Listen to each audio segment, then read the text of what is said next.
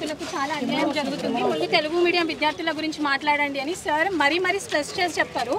Even GO 29 విషయంలో కూడా sir చాలా హెల్ప్ చేశారు. And moreover to be very honest, మేము ఎప్పుడైతే గ్రూప్ 1 విషయం గురించి సమస్య గ్రూప్ 1 1:100 చేస్తామని చెప్పారు కదా ఇదివరకు ఉన్న గవర్నమెంట్లో అని చెప్పేసి బీజేవైఎం ఇక్కడే ఉన్నారు, మహేష్ గారు, సెవెల మహేందర్ గారు.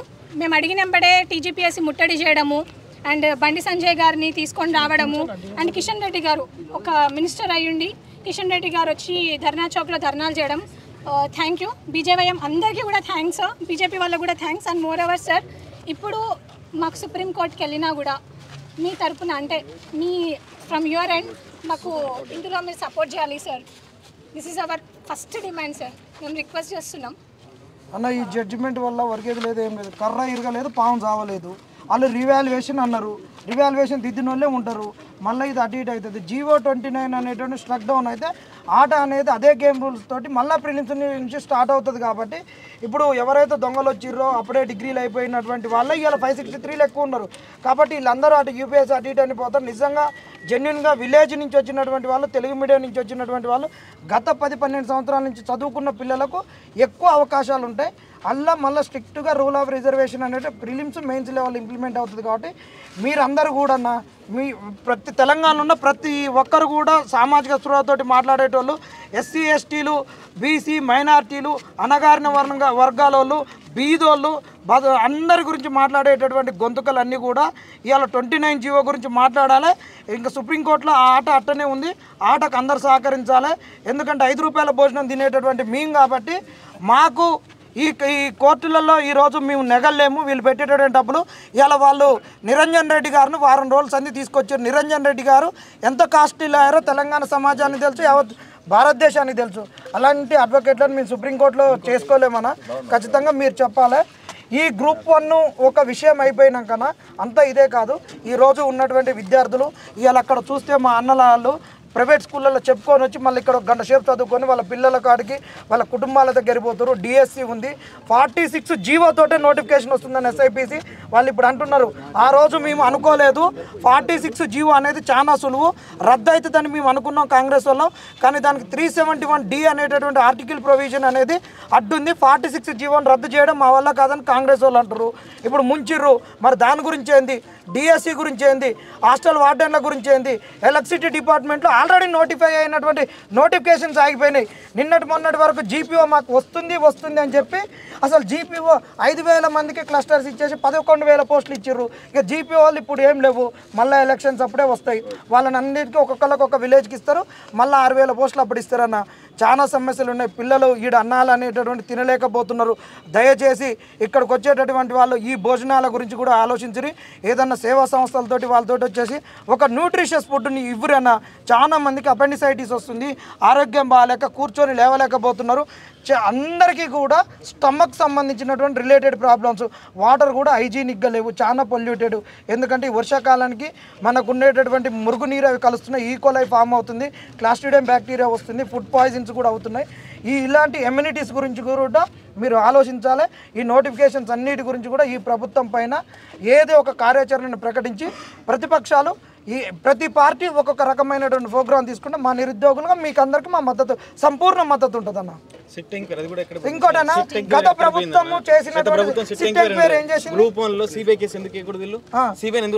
ఇక్కడ రావచ్చు కదా సిబిఐ, కాళేశ్వరం మీద సిబిఐ కేసారు కదా, మళ్ళీ సిట్టింగ్ దీని మీద చేయొచ్చు కదా. ఏం చేస్తారు అంటే పేపర్లు అమ్ముకునేదే వాళ్ళు, ఎగ్జామ్ ఏమో నామాత్రంగా పెట్టి మమ్మల్ని బలి చేస్తారు వీళ్ళు. కాబట్టి ఆ సిట్టింగ్ రెడిపోయింది ఇప్పుడు దాకా. ఆ సిట్టింగ్ ఎక్కడ దాకా ఉంది, అసలు ఏమైంది, ఆ సిలబస్ కమిటీ ఏది, అసలు ఏ సమస్యలు పట్టుకుంటా. గత ప్రభుత్వం ఏదైతే ఇచ్చిన నోటిఫికేషన్ ఇచ్చిన నోటిఫికేషన్ మేము ఇచ్చినా అని చెప్పుకుంటూ ఇలా పబ్బాలు కట్టుకుంటూ పోతారు ఈ కాంగ్రెస్ పార్టీ నాయకులు. అద్దంకి దగ్గర వచ్చారు. ఇక్కడికి వచ్చిన తర్వాత ఇలా డిప్యూటీ సీఎంతో మాట్లాడిపిస్తున్నారు. డిప్యూటీ సీఎం బట్టి మారలేరు, వట్టి గారలేరు, ఎక్కడికి ఎవరు పోయి అర్థం కాలేదు. ఎందుకంటే వీళ్ళందరూ ఎంతసేపు మమ్మల్ని రాజకీయంగా వాడుకోవాలని చూస్తున్నారు కానీ మా సమస్యల మీద కానీ మా బాధల మీద కానీ ఏమాత్రం అవగాహన లేదు వీళ్ళకు. ఇలా ఏమడుగుతున్నాం మేము, మా నోటిఫికేషన్లు మీరు కాంగ్రెస్ మేనిఫెస్టోలో పెట్టిన నోటిఫికేషన్లు 2 లక్షల ఉద్యోగాలు ఎక్కడికి పోయినాయి, ఎవరు దొంగలు ఇచ్చారు? మరి కొండ సురేఖ వాళ్ళ అన్న కొడుకు దొంగలు ఇచ్చిండా, శ్రీధర్ బాబు వాళ్ళ దొంగలు ఇచ్చారా? ఆడిపోయినాయి ఆ ఉద్యోగాలు, ఇలా ఎడిపోయినాయి. ఇలా బిస్వాల్ కమిటీ 186 ఉద్యోగాలు ఉన్నాయని చెప్పి చెప్పారు, అయ్యి ఎక్కడ పోయింది? ఆ కమిటీని పెట్టి ఇలా మళ్ళీ శాంతకుమారి కమిటీ ఇలా ప్రతిరోజు పబ్బం గడిపే ప్రయత్నం చేస్తున్నారు. కానీ కాంగ్రెస్ పార్టీ ఇలా నిరుద్యోగులను మోసం చేసే ప్రయత్నం చేస్తుంది. కాబట్టి మీరందరూ కూడా ఓకే అన్న ఒక్క నిమిషం. ఇప్పుడు మీరు మా నిరుద్యోగుల కోసం ఇక్కడికి వచ్చినందుకు ధన్యవాదాలు. మేము ఒకటే డిమాండ్, మీరు ఇప్పుడు మా డిమాండ్ ఏంటంటే నిరుద్యోగుల తరపు నుంచి గత ప్రభుత్వం టీఆర్ఎస్ 2 సార్లు గ్రూప్ 1 వాళ్ళు చేసిన పేపర్లు అమ్ముకోవడం వల్ల 2 సార్లు క్యాన్సిల్ అయింది. అప్పుడు మమ్మల్ని దెబ్బతీసారు. ఇప్పుడు కాంగ్రెస్ వాడు వచ్చి వాడు జాబులు అమ్ముకుండు. అంటే వీళ్ళు అంత దొంగలయ్యారు. ఇవాళ మీరు బీజేపీ తరపున వచ్చారు. మీ బీజేపీ పార్టీకి చిత్తశుద్ధి ఉంటే ఈ గ్రూప్ 1 సంబంధించిన కేసు సిబిఐ తోటి ఎంక్వైరీ చేయండి. అప్పుడు మీకు మేము అందరం యాన్సప్ చేస్తాం. అదొక ప్రధాన డిమాండ్. ఇప్పుడు ఈ దేశ చరిత్రలోని గ్రూప్ 1కి 2 హాల్ టికెట్లు ఇచ్చింది కాంగ్రెస్ ప్రభుత్వమే. అంటే ఇలా కాంగ్రెస్ని టీఆర్ఎస్ నమ్మే ప్రసక్తే లేదు. కొద్ది గొప్ప మీ మీద మాకు సానుకూలంగా మాకు నమ్మకం ఉంది. మీరు వచ్చిర్రు. మా ప్రధాన డిమాండ్ ఏంటంటే మీరు మా తరపున ఫైట్ చేస్తే, ఎవరైతే మా నిరుద్యోగులకి విద్యార్థుల తరపున ఎవరైతే ఫైట్ చేస్తారో వాళ్ళని మేము ఎత్తుకొని గజమాలతో స్వాగతిస్తాం. అదేవిధంగా జీపీఓ పోస్టులు వాడు 2 సార్లు రాసిన ఎగ్జామ్ పనికిరాడనే మీరే ఎగ్జామ్ పెట్టి పనికి ఇంకా దగ్గర 6,000 పోస్టులు ఖాళీగా ఉన్నాయి. ఆ 6,000 పోస్టులు కూడా ఇన్ఛార్జ్ ప్రాబ్లం. ఒక్కొక్కరికి జీపీఓకి 3 గ్రామాలు అప్పచెప్తున్నారు. అంటే మీరు ఏ సాంకేతిక ఇస్తున్నారు? ఇంత గొప్పగా ఉన్నటువంటి తెలంగాణ రాష్ట్రంలోని అది మాకు కాకుండా మా నోట్లో మన్ను కొట్టిర్రు. అంటే మీకు దేని మీద ఉంది అసలు మీకు అవగాహన? మీరు వచ్చిర్రు, మీరైనా దీని మీద మా డిమాండ్ ఏంటంటే ఇప్పుడు 21 జీవో ఉంది, దాన్ని 29 దాన్ని రద్దు చేసిన తర్వాతనే మీరు మాకు ఎగ్జామ్ పెట్టాలి పాత పద్ధతిలోనే. ఎందుకంటే ఎస్సీ ఎస్టీ బీసీలకి అన్యాయం జరుగుతుంది. ఇది మీరు కొద్దిగా ఇలా హైకోర్టు ఇచ్చిన తీర్పు మీరు పనికిరారా బావు అని చెప్పింది. అంటే మీకు చెంప చల్లు అనిపించింది. ఇంకో 2వ చెంప చల్లు అంటే మీరు ఇక జీవితంలో కూడా మీరు అధికారం రాకు. ఇలా ఉదాహరణకు చూస్తుంటే అస్సాం రాష్ట్రంలో నిరుద్యోగుల పార్టీ పెట్టుకున్న ఇలా వాళ్ళే అక్కడ ఉన్నటువంటి రాష్ట్రం పరిపాలన చేశారు. అదేవిధంగా మేము ముందుకు కూడా పోవాల్సిన పరిస్థితి ఏర్పడుతుంది. ఇలా రాష్ట్రపతి పాలన కూడా విధించే స్థాయికి కూడా మేము అందరం ఫైట్ చేస్తాం. మా ఒకటే డిమాండ్, మీరైనా ఫైట్ చేసి మీరు మా తరపున నిలబడాలని మేము విన్నపం చేస్తున్నాం.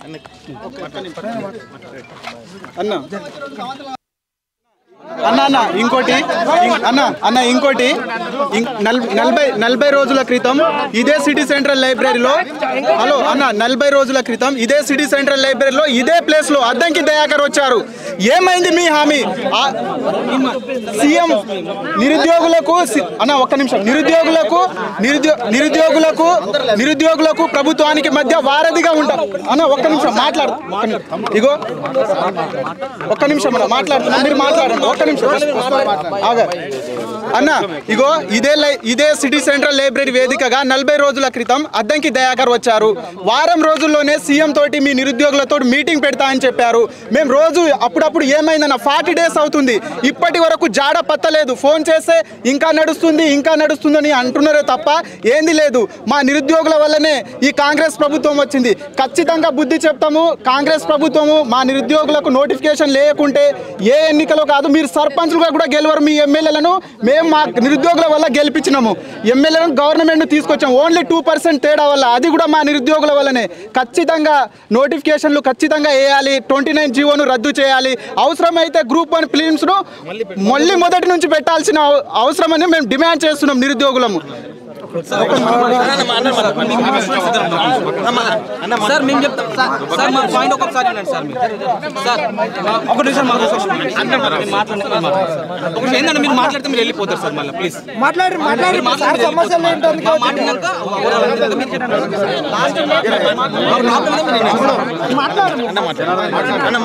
ఇలా ఎవరితో మాట్లాడతారో మీరు మెయిన్. ఇప్పుడు వాళ్ళు కూడా ఇక్కడ ఉండేటోళ్ళు ఇంతకుముందు మాట్లాడరు. అసలు మేము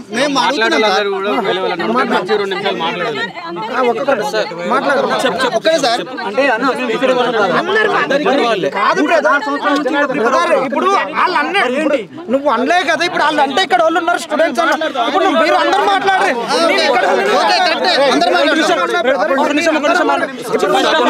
మేము ఒకటే అడుగుతున్నాము.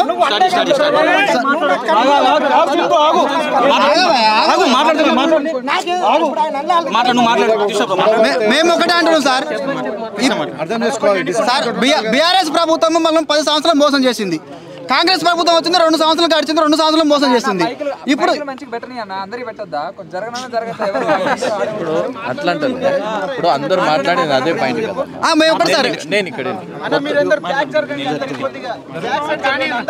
మేము ఒకటే అంటున్నాం సార్. మేము ఏమంటున్నాం అంటే బీఆర్ఎస్ ప్రభుత్వంలో మోసపోయింది నిరుద్యోగులే, కాంగ్రెస్ ప్రభుత్వంలో మోసపోతున్న నిరుద్యోగులే. మళ్ళీ ఇప్పుడు మీరు వచ్చారు కదా సార్, మీరు 2 సంవత్సరాల నుంచి మీరు ఎటు పోయినరు, మళ్ళీ 2 సంవత్సరాల నుంచి మీరు కూడా క్వశ్చన్ చేయాలి కదా. ఇప్పుడు గ్రూప్ 1 రిజల్ట్ ఈరోజు వచ్చింది, మీరు వచ్చారు, సంతోషమే. ఇకపై నుంచి అంటే మీరు నిరాహార దీక్ష చేస్తారా, ఆమరణ నిరాహార దీక్ష చేస్తారా, నిల దీక్ష చేస్తారా? ఇదే లైబ్రరీకి వేదికగా మేమందరం మీకు మద్దతు ఇస్తాం. ప్రభుత్వ మెడలు ఏ విధంగా ఉంచాలో మీరు ఆ విధంగా కృషి చేయండి. దయచేసి నిరుద్యోగులను మీరు అర్థం చేసుకోండి. బీఆర్ఎస్ ప్రభుత్వం ఏ దారిలో పోయిందో కాంగ్రెస్ ప్రభుత్వం కూడా అదే దారిలో అవుతుంది. ఇప్పుడు మీరు ప్రత్యామ్నాయంగా బీజేపీగా ఒక పార్టీ ఎమ్మెల్సీగా మీరు వచ్చినందుకు మీకు ధన్యవాదాలు. మా తరఫున మీరు వచ్చినందుకు మేము ఒకటే అడుగుతాం సార్, మాకు ఖచ్చితంగా నోటిఫికేషన్స్ వస్తే కావాలి, రావాలి, మార్పు రావాలి, కాంగ్రెస్ రావాలి అనుకున్నాం. ఇప్పుడు కాంగ్రెస్ పోవాలి అంటే అడుగుతున్నాను నేను. కాంగ్రెస్ పోవాలి, ఖచ్చితంగా పోయే సిచ్యువేషన్ ఏర్పడింది, పోతుంది. ఇప్పుడు నేను అడుగుతున్నాను సార్, మీరైతే మాకు ఏం హామీ ఇస్తున్నారు? మా తరఫున ఇప్పుడు వచ్చి వెళ్ళిపోవడం కాదు, రేపటి నుంచి మీ ప్రణాళిక ఏది, మా కోసం మీరు ఏం చేస్తారని ఈ ప్రెస్ మీట్ సాక్ష్యం మీరు చెప్పాలి మాకు. నమస్కారం సార్, మీరు వచ్చినందుకు సంతోషం, వచ్చినందుకు చాలా సంతోషం. నిరుద్యోగులకు మద్దతు, ఒక నిమిషం,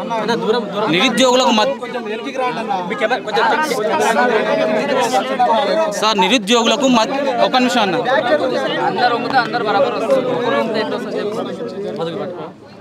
సార్ నమస్కారం సార్, మీరు వచ్చినందుకు చాలా ధన్యవాదాలు సార్. నిరుద్యోగులకు మద్దతుగా ఎవరు వచ్చినా మా చిక్కటపల్లి లైబ్రరీ మనసులో పెట్టుకొని మనసారా ఆహ్వానించి మా సమస్యలు చెప్పి వాళ్ళని పంపిస్తాం సార్ ఇక్కడ నుంచి. ఇప్పుడు మేము చెప్పేది ఏంటంటే, మీరు 2 years అవుతుంది సార్, 2 years నుంచి బీజేపీ స్టాండ్ ఏ విధంగా తీసుకుంది, ఇన్ని రోజులు రాలే. ఈరోజు గ్రూప్ 1 కేసు మీద హైకోర్టు తీర్పిసరికి ఈరోజు వచ్చిళ్ళు. అంటే ఇది ఏమవుతుందంటే చూసే వాళ్ళకి కూడా మీరు పొలిటికల్గా దీన్ని ఉపయోగించుకోవడానికి వచ్చినట్టే అవుతుంది, అది ఇండికేషన్ అట్లా పోతుంది. మా సమస్య ఏంటంటే సార్, 2 సంవత్సరాల నుంచి నోటిఫికేషన్ లేవు సార్. ప్రతి విద్యార్థి ఒక తల్లిదండ్రులు రెక్కాడితే కానీ డొక్కాడని పరిస్థితి. వాళ్ళు కాయ కష్టం చేసి రోజుకు 300-400 రూపాయల కూలీలకు పోయి డబ్బులు వేస్తే మేము మీరు చదువుకుంటాం సార్.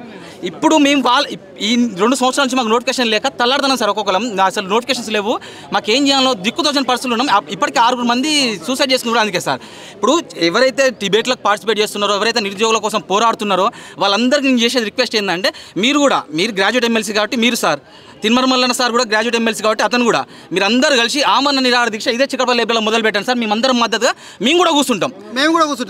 ఎన్ని రోజులు తినకుండా కడుపు మార్చుకొని కూర్చోమన్నా మేము కూర్చుంటాం సార్. మాకు కడుపు మార్చుకొని కూర్చోవడం కొత్త కాదు. మేము ఇక్కడ నుంచి కొన్ని సంవత్సరాల నుంచి మేము అట్లే మార్చుకుంటూ కడుపు మార్చుకొని కూర్చొని చదువుతున్నాం. మా పరిస్థితి చాలా దయనీయంగా ఉంది. ఇది నిరుద్యోగ సమస్య అనేది ప్రతి పొలిటికల్ లీడర్ కూడా వాళ్ళ స్వలాభాల కోసం, స్వప్రయోజనాల కోసం వాడుకుంటున్నారు తప్ప మాకు మేలు చేస్తలేరు. రండి సార్, అందరు రండి, రోడ్ మీద రండి. మేము ఎందుకు రాము సార్? అందరు వస్తారు, స్టూడెంట్స్ కూడా అందరు వస్తారు. రోడ్ మీద వస్తే మా నోటిఫికేషన్స్ వస్తాయి. వాళ్ళు గవర్నమెంట్ కూడా ఏ విధంగా ఉందంటే, వీళ్ళే వస్తలేరు, నేను ఎందుకు ఇస్తాను అన్నట్టు వాళ్ళు ఉన్నారు. ఇప్పుడు సర్పంచ్ ఎలక్షన్స్ ఉన్నాయి, సర్పంచ్ ఎలక్షన్స్ అయిపోతే మళ్ళీ మాకు నోటిఫికేషన్స్ వస్తాయని నమ్మకం లేదు. మళ్ళీ 3 సంవత్సరాల దాకా మమ్మల్ని కూర్చుని పెడతారు సార్. ఇక్కడ మేము లాస్ట్ టర్మ్లో కూడా మేము ఇట్లే సార్, మేము పోరాడి మాకు మేము వీక్ అయిపోయినాం సార్. మేము ఎగ్జామ్లు కూడా మీకు చెప్పాను సార్, ఎగ్జామ్లు కూడా కంప్లీట్ సార్, ఎగ్జామ్స్ కూడా. నరేష్ సార్. కృష్ణ మాట్లాడింది, నువ్వు మాట్లాడు, నువ్వు ఒకటి. ఓకే, ఇప్పుడు నేను ఒకటి, నువ్వు మాట్లాడినావు కదా, ఒక్కసారి నా ఫేస్బుక్లో నేనేం మాట్లాడాను ఇన్న తర్వాత మాట్లాడు. నేను ఒకటి నేను ఇక్కడ ఒకసారి చూసినాక మాట్లాడు. ఎందుకంటే ఇప్పుడు ఎవరన్నా సాయం చేయడానికి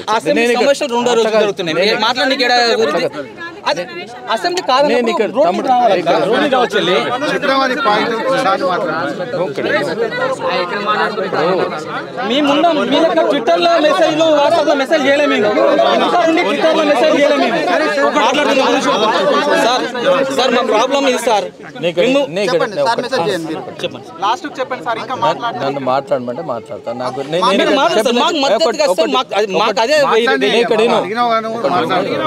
నాకు నేనే యాజ్ ఏ పబ్లిక్ రిప్రజెంటేటివ్గా మీకోసానికి వచ్చిన నేను మాట్లాడతాను. అర్థమైందా? ఇప్పుడు నువ్వు చెప్పిన మాటల్లో, తను కృష్ణ చెప్పిన మాటల్లో ఒకసారి నేను ప్రెస్ మీట్ పెట్టినప్పుడు ఏం మాట్లాడిందో ఇన్నాక మాట్లాడితే నాకు సంతోషం విన్నాం సార్ మాట్లాడి సార్ నోటిఫికేషన్స్ వచ్చినాయి సార్ దానివల్ల నేను అట్లంటలేదు ఏమన్నా 2 సంవత్సరాలు బలంగా ప్రశ్నించాలి ప్రశ్న బలంగా ఉంటే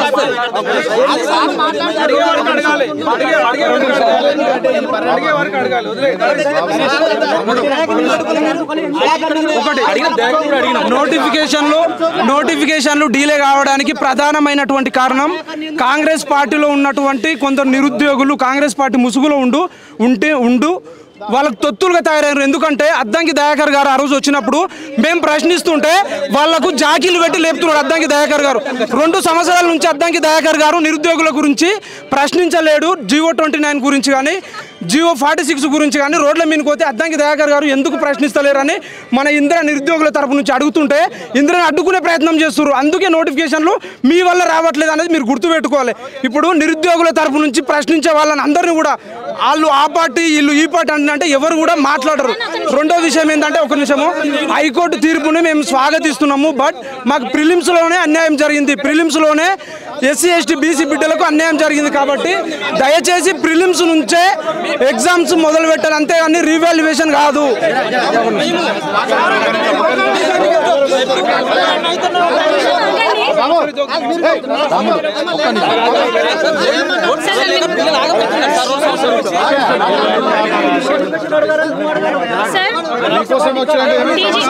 ఒక్క నిమిషము TSPSC 3 years నుంచి స్టూడెంట్స్ బతుకులు ఆగం చేసింది, లిటరల్ గా ఆగం చేసింది 3 సంవత్సరాల నుంచి.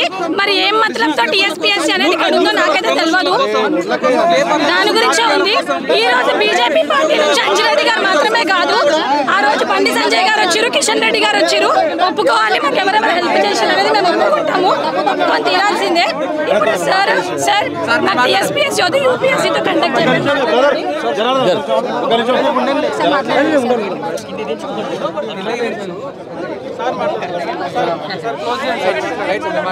ఈరోజు జాకీలు పెట్టి లేపిర్రు ప్రశ్నించకుండా, అద్దంకి దాకా ప్రశ్నించకుండా అడ్డుకున్నారు. మీరే అద్దంకి దాకా ప్రశ్నించకుండా అడ్డుకున్నది ఎవరు? ఈరోజు హైకోర్టు తీర్పిచ్చింది. గత ప్రభుత్వం ఏదైతే ఉందో, ఎవరైతే గ్రూప్ 1 ఎగ్జామ్స్ రాసిరో 3 లక్షల కుటుంబాలు ఎన్నో సంవత్సరాల నుండి గత 10 సంవత్సరాల నుంచి వాళ్ళు గ్రూప్ 1 ఎగ్జామ్ పెట్టలేక పెట్టిన ఎగ్జామ్స్ కూడా పేపర్ లీక్ చేసి వాళ్ళ జీవితాలతో ఆడుకున్న ప్రభుత్వం. అదేవిధంగా దానికి 60 పోస్టులు యాడ్ చేసి 563 పోస్టులు గ్రూప్ 1 ఇచ్చేసి ఏదైతే తెలుగు మీడియం ఉందో తెలుగు మీడియంలో అవకతవకలు, అదే మీద తర్వాత వర్టికల్ అని హారిజంటల్ అని ఏదైతే ఉందో హైకోర్టు ఇవాళ మొట్టికాయలు వేసింది కాంగ్రెస్ ప్రభుత్వానికి.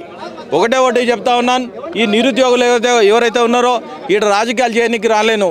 రాజకీయాలు ఏంటంటే 30 లక్షల మంది నిరుద్యోగులు ఉన్నారు.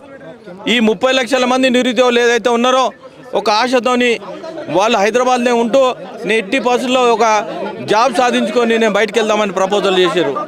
వాళ్ళతో గిట్ట ఆడుకుంటూ ఉంటే గత ప్రభుత్వం ఆడుకుంటుందని ఈ ప్రభుత్వాన్ని ఎంచుకుంటే 20 నెలలైంది, 22 నెలలైంది. ఇంతవరకు ఏదైతే TGPS ఉందో ఇక్కడ కూడా సేమ్ అవకతవకలు జరుగుతూ ఉన్నది. అదే UPSC ఏదైతే ఉందో union public service commissioner every 6 నెలలకు ఒకసారి జరుగుతూ ఉన్నది. ఎక్కడైనా లీక్లు అవుతున్నాయా, ఎక్కడైనా ఇబ్బందులు అవుతున్నాయా, ఈ గ్రూప్స్లో ఎవరైతే రాస్తూ ఉన్నారో ఈ IAS IPS IRS IFS ఏదైతే ఉందో ఎక్కడ ఏ రోజు ప్రాబ్లం రాలేదు. మేము ఒకటే డిమాండ్ చేస్తూ ఉన్నాం, TGPS ఏదైతే ఉందో ఫుల్ఫిల్ చేసి మీతో చేత కాకపోతే UPSకి ఇవ్వాలని మేము డిమాండ్ చేస్తూ ఉన్నాం. UPSకి ఇస్తే విద్యార్థులు ఏదైతే ఉన్నదో ఆశ ఉందో ఆశ నిరాశ కాకుండా వాళ్ళు దీని మీద ఆధారపడి ఉండి వాళ్ళు ఇప్పటివరకు అందరు చెప్పడం జరిగింది ఒక 5 రూపాయల భోజనంతో, అదేవిధంగా ఒక 10 మంది ఒక రూమ్లో ఉండి మేము సాధిస్తామని అందరు కలిసి ఒక రూమ్లో ఉండి ఈరోజు సాధిస్తామని ఉన్నారు. మేము ఒకటే చెప్తా ఉన్నాం, ఏదైతే హైకోర్టు తీర్పిచ్చిందో దీన్ని మెయిన్స్ని క్యాన్సిల్ చేసి మళ్ళీ ఎగ్జామ్ పెడతారా, 6 నెలల్లో ఏ విధంగా పూర్తి చేస్తారో విద్యార్థులకు తెలియజేయాలని చెప్తా ఉన్నాను. ఈ ప్రతిసారి ఈ విధంగా చేస్తే వాళ్ళు ఏదైనా ప్రిపేర్ కానికి 1 సంవత్సరం 2 సంవత్సరాలు పడతా ఉన్నది. వాళ్ళు ఎంత ఎక్స్పెండిచర్ అవుతుందో దాన్ని బట్టి చూడాలి. అదేవిధంగా వాళ్ళ ఏజులు కూడా బారైపోతూ ఉన్నారు. ఏజులు బారైన తర్వాత వాళ్ళు ఉద్యోగం సాధించలేరు. మేము ఒకటే డిమాండ్ చేస్తూ ఉన్నాం విద్యార్థులను. ఎందుకంటే నేను గ్రాడ్యుయేట్ ఎమ్మెల్సీగా గెలిచినాను. గ్రాడ్యుయేట్ ఎమ్మెల్సీతోని ఈ గ్రాడ్యుయేట్లకు ఎల్లవేళ నేను అందుబాటులో ఉంటాను. వాళ్ళ ఉద్యోగులు వచ్చినంత వరకు అర్ధరాత్రి తలుపు తెరిచి ఉంటానని కూడా నేను డిమాండ్ చేస్తూ ఉన్నాను. దీన్ని కూడా కనీసం ఇప్పటికైనా తెలివి తెచ్చుకొని ఈ కాంగ్రెస్ ప్రభుత్వం ఎట్టి పరిస్థితుల్లో వాళ్ళకి జాబ్లు ఇవ్వాలి. ఏ విధంగా ఆలోచిస్తారో టీజీపీఎస్ ఏదైతే ఉందో అది ఫుల్ఫిల్ చేసి యూపీఎస్ ఏదైతే ఉందో దాన్ని సలహా తీసుకొని ఈ ఎగ్జామ్స్ పెట్టాలని డిమాండ్ చేస్తూ ఉన్నాను.